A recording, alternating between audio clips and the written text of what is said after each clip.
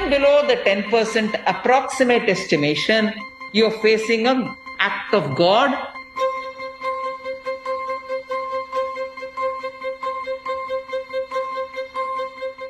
नमस्कार, मैं हूं अविनाश और आप देख रहे हैं एबीपी अनकट। अब तक तो आपको यह पता चल ही गया होगा कि अर्थव्यवस्था की हालत कितनी खराब है। अगर पाताल लोक से भी नीचे कुछ होता है तो हमारी अर्थव्यवस्था वहीं पर जाकर बैठ गई है। वित्त मंत्री कह रही हैं कि यह एक्ट ऑफ गॉड है, यानी कि सब भगवान का किया धरा है। लेकिन क्या यही सच है? क्या भगवान की वजह से जून अगस्त की तिमाही में अर्थव्यवस्था में 23.9% की गिरावट दर्ज की गई है, या फिर यह सरकारी मशीनरी की खामियों का नतीजा है जिसे सरकार भगवान के नाम पर टालने की कोशिश कर रही है और उसका खामियाजा पूरे देश को उठाना पड़ रहा है? क्या है इस गिरती हुई अर्थव्यवस्था की जमीनी सच्चाई? इसी पर मिलेगा आपको आज का बिन मांगा ज्ञान।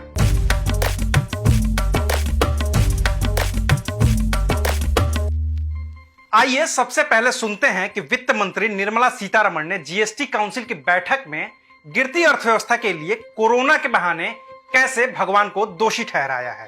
सुनिए क्या कहा है वित्त मंत्री ने। Whereas this year we are facing an extraordinary situation that even below the 10% approximate estimation, you're facing an act of God which might even result in a contraction of the economy. Nirmala Sitharaman की इस बात को मानने का मन तो नहीं करता, लेकिन मानना ही पड़ेगा क्योंकि कहा देश की वित्त मंत्री ने है तो मान ही लिया। अब जरा जून अगस्त की तिमाही पर नजर डालिए। दिखेगा कि देश के उद्योग धंधे और सेवा क्षेत्र की रफ्तार पर पूरी तरह से ब्रेक है। देश की कुल जीडीपी के करीब 40% में दखल रखने वाला कोयला सेक्टर, कच्चा तेल, प्राकृतिक gas, refinery products, fertiliser, steel, cement और बिजली सेक्टर की रफ्तार बिल्कुल थम सी गई है। लेकिन इनका किसी भी भगवान और किसी भी प्राकृतिक आपदा से सीधे तौर पर कोई लेना देना नहीं है। लेकिन एक सेक्टर है जिसकी परफॉर्मेंस अच्छी है और वो सेक्टर है खेती। जबकि भारत की खेती के बारे में हम बचपन से पढ़ते आए हैं, बचपन से सुनते आए हैं कि भारतीय कृषि मानसून का जुआ है। खेती एक ऐसी चीज है जिसका आप भगवान कहें या प्रकृति कहें या फिर ये कहें कि जो इंसान के हाथ में ही नहीं है उससे सीधा ताल्लुक है। अगर बारिश अच्छी है तो खेती अच्छी होगी, अगर बारिश अच्छी नहीं हुई, मानसून वक्त पर नहीं आया तो इंसान अपने सारे संसाधन लगाकर भी मानसून को नहीं ला सकता, बारिश नहीं करवा सकता। और यही तो एक्ट ऑफ गॉड है। और जो एक्ट ऑफ गॉड है उसमें तो गॉड की परफॉर्मेंस अच्छी रही है, तभी तो खेती की भी परफॉर्मेंस भी अच्छी है।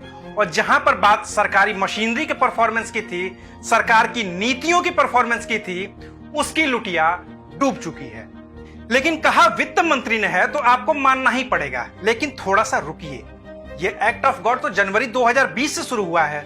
उसके पहले के भी आंकड़ों पर नजर डालेंगे तो पाएंगे कि पिछले कुछ साल में अर्थव्यवस्था में लगातार गिरावट ही दर्ज होती जा रही है। 31 अगस्त 2020 को जीडीपी माइनस में है और यह है -23.9। इससे पहले जीडीपी का आंकड़ा आया था 31 मई 2020 को, तब देश की जीडीपी थी 3.1%। उससे पहले 28 फरवरी 2020 को आंकड़ा आया था तो जीडीपी थी 4.1%। उससे भी पहले 30 नवंबर 2019 को जीडीपी थी 5.1%।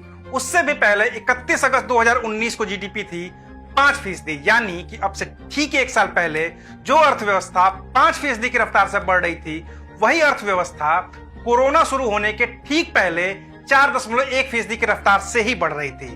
टोटल लॉकडाउन में भी जब मई में जीडीपी का आंकड़ा आया तो ये 3.1% की रफ्तार से बढ़ रही थी।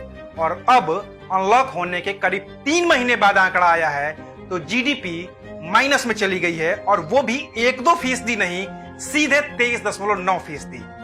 क्या इसे एक्ट ऑफ गॉड ही कहेंगे? क्या पिछले एक साल से भगवान सारे काम धाम छोड़कर भारतीय अर्थव्यवस्था को डुबोने में लगे हैं? जवाब आप पर छोड़ते हैं। एक और बात बताते हैं। जीएसटी काउंसिल की मीटिंग के दौरान वित्त सचिव अजय भूषण पांडे ने एक और आंकड़ा दिया। बताया कि साल 2020-21 के लिए जीएसटी के कलेक्शन में 2.35 लाख करोड़ रुपए की कमी हुई है। इसमें से 97,000 करोड़ रुपए जीएसटी कलेक्शन में कमी की वजह से हुआ है और बाकी के बचे हुए पैसे न मिलने की वजह कोरोना जैसी महामारी है। चलिए वित्त सचिव की बात मान लेते हैं, क्योंकि न मानने का तो कोई चारा ही हमारे पास नहीं है और आपके पास भी नहीं है। तो अब जरा देखिए कि कोरोना से नुकसान असल में हुआ कितना है। कुल 1.38 लाख करोड़ रुपए, और जीएसटी को लागू करने और उसे वसूलने में हुई हीला हवाली से कितनी कमी हुई है? कुल 97,000 करोड़ रुपए। मतलब कि लापरवाही कहिए या सिस्टम की खामी कि इसने देश का जितना नुकसान किया है, कोरोना ने उसमें सिर्फ और सिर्फ 41,000 करोड़ रुपए का ही तो इजाफा किया है। अब आप इसे कहिए एक्ट ऑफ गॉड, लोग मान भी लेंगे। लेकिन सरकार खुद को तसल्ली कैसे दे पाएगी? सरकार कैसे इन आंकड़ों को जस्टिफाई कर पाएगी?